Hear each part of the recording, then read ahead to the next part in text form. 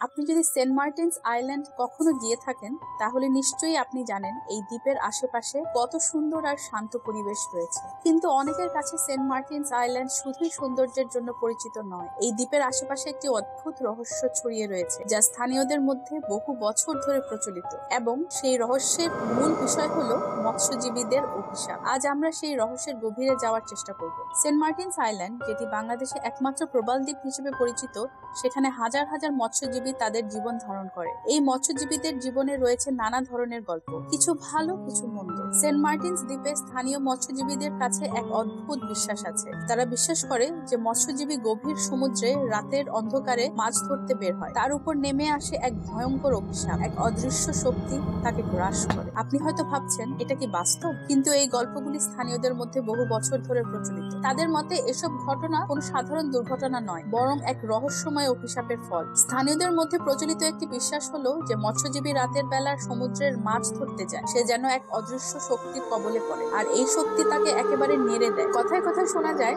অনেক মৎস্যজীবী রাতের অন্ধকারে গভীর সমুদ্রে মাছ ধরতে গিয়ে নিখোঁজ হয়ে গেছে, আর তাদের সম্পর্কে শেষ খবর পাওয়া গেছে অথবা তাদের নাকি কেউ ফেরত পায়। এমন অনেক গল্প প্রচলিত রয়েছে যেখানে বলা হয় কিছু মৎস্যজীবী সেন্ট মার্টিনস আইল্যান্ডের আশেপাশে গভীর সমুদ্রে মাছ ধরতে গিয়েছিল, কিন্তু আর তারা ফিরে আসেনি, তাদের খোঁজ পাওয়া যায়নি। কিন্তু সবচেয়ে মজার অথবা ভয়ের বিষয় হলো স্থানীয়রা বিশ্বাস করেন এই ঘটনাগুলি কোনো সাধারণ দুর্ঘটনা নয়, বরং এক ভয়াবহ অভিশাপের ফলাফল।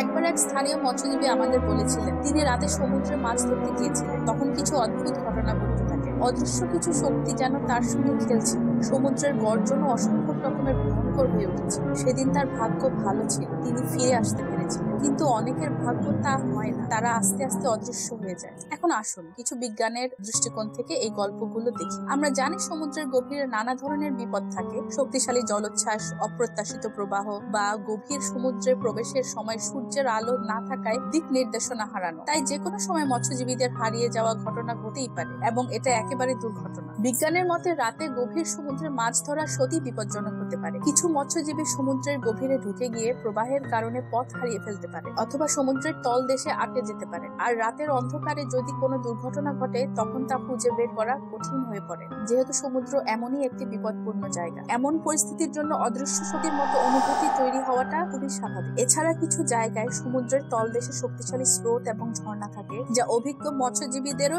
বিভ্রান্ত করতে পারে। যখন আমরা রাতে বা কুয়াশায় মৎস্যজীবীদের ওপর এই ঘটনা জানি, তখন প্রাকৃতিক বিপদই একমাত্র কারণ হতে পারে। আর স্থানীয়দের মধ্যে একবার এসব ঘটনার পেছনে যে রহস্যময় শক্তি বা অভিশাপের ধারণা তৈরি হয়ে যায়, সেটি মনের মধ্যে ভয় সৃষ্টি করতে পারে। তবে সেন্ট মার্টিনস আইল্যান্ডের অভিশাপের কাহিনীগুলো একটি লোকগাথা হয়ে দাঁড়িয়েছে। স্থানীয়রা যেহেতু এসব ঘটনার ব্যাখ্যা পায় না, তাদের কাছে এটি এক ধরনের অদৃশ্য শক্তি বা অভিশাপের গল্প হয়ে ওঠে। কিন্তু বিজ্ঞানের দৃষ্টিকোণ থেকে এটি শুধুমাত্র আমাদের মনোযোগের অভাব, পরিবেশগত বিপদ এবং দুর্ঘটনার ফল। কিন্তু প্রশ্ন তো রয়েই যায়, এগুলো কি শুধুই দুর্ঘটনা, নাকি সত্যি কিছু অদৃশ্য শক্তি সেখানে উপস্থিত? স্থানীয়দের বিশ্বাসের প্রতি সম্মান রেখে আমাদের এই রহস্যের কাছে যুক্তিসঙ্গত দৃষ্টিকোণ থেকে এগিয়ে চলা উচিত। এটাই ছিল সেন্ট মার্টিনস আইল্যান্ডের মৎস্যজীবীদের অভিশাপের রহস্য। এখন প্রশ্ন হলো, সত্যিই কি সেন্ট মার্টিনস আইল্যান্ডে কোনো অভিশাপ ছিল, নাকি এটি শুধুমাত্র পুরনো গল্প আর স্থানীয়দের ভয় থেকে জন্ম নেওয়া একটি কাহিনী? আপনি কি বিশ্বাস করেন?